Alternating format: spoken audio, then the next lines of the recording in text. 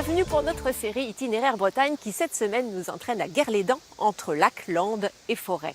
Ce premier numéro est consacré à l'abbaye de Bonrepos à Saint-Gelvin dans les Côtes-d'Armor, en bordure du Blavet à l'extrémité du lac. Cet édifice du XIIe siècle, un édifice cistercien, a connu un essor considérable avant d'être totalement abandonné pendant des décennies, puis de reprendre vie grâce à la population locale.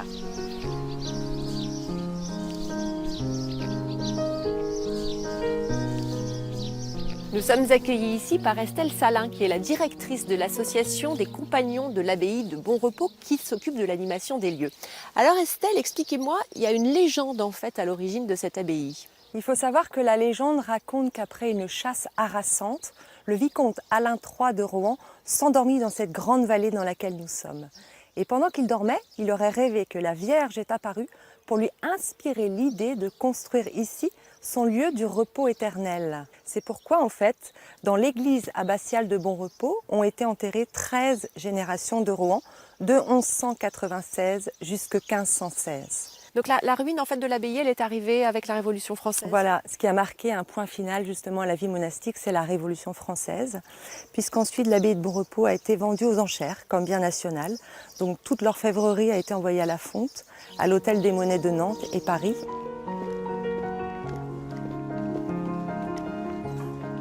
Estelle, on est dans le cloître là ici, ce sont les locaux en fait, les gens d'ici qui se sont pris en main pour relever cette abbaye, pour relever l'édifice. Après la Révolution française, l'abbaye a donc été complètement abandonnée.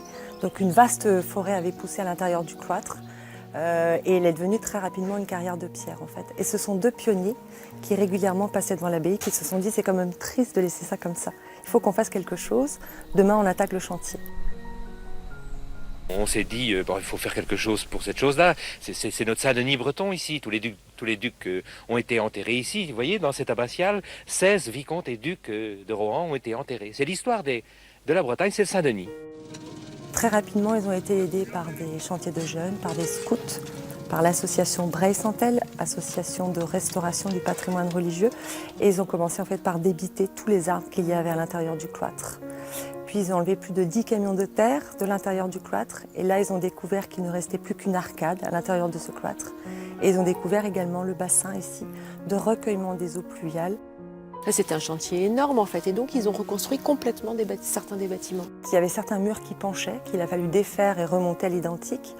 Et après une étude de faisabilité qui a été réalisée en 89 par l'architecte en chef des monuments historiques, il était possible de restaurer.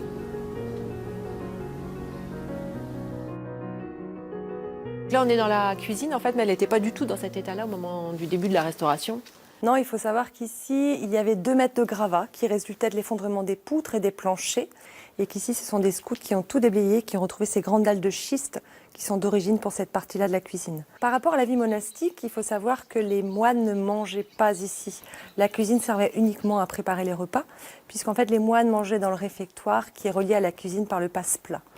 Donc ici, nous avons l'exemple de cette cheminée au pan de la crémaillère et vous avez la pierre à affûter les couteaux en fait qui se trouve juste ici. D'accord, c'est rigolo ça.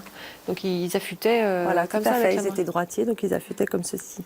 Justement, Fabrice Leroy et Bruno Van Wassenaar avaient tourné un reportage en 2014 quand vous avez mis en place les tablettes numériques pour visualiser la vie à l'époque de l'abbaye, à l'époque de sa splendeur. On regarde le reportage.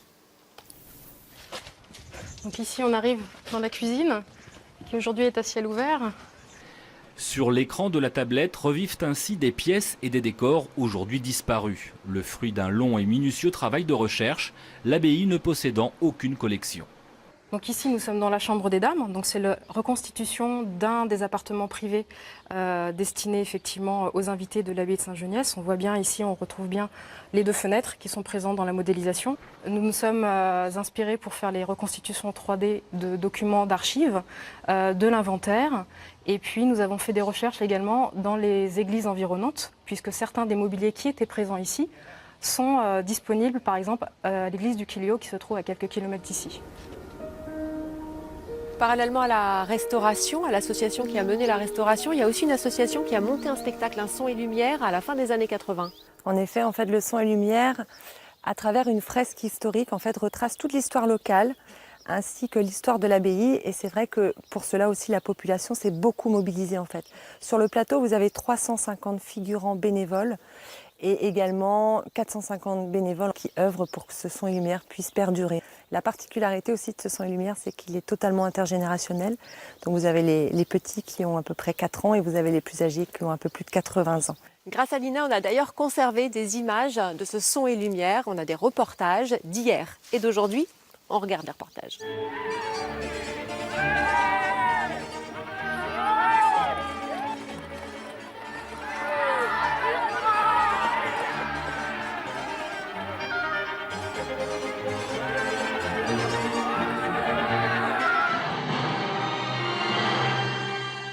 Il est 22h30, plus de 2500 spectateurs retiennent leur souffle dans cet écrin de 2 hectares où se séquencent déjà les grandes heures de l'abbaye de Bonrepos.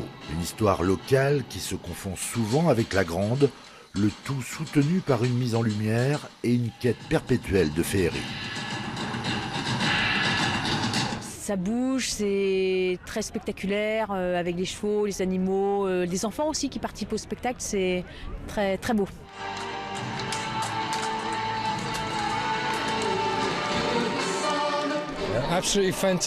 C'est absolument fantastique. Je suis venu 6 fois et c'est de mieux en mieux chaque année. Au final restera le drapeau d'une région aussi insoumise que soudée, symbole d'une Bretagne debout contre la suffisance et le diktat des puissants. Le spectacle fait mouche, on sait désormais pourquoi. Merci beaucoup Estelle de nous avoir accueillis. Au revoir à tous et bien sûr vous pouvez retrouver ces numéros sur le site de France 3 Bretagne.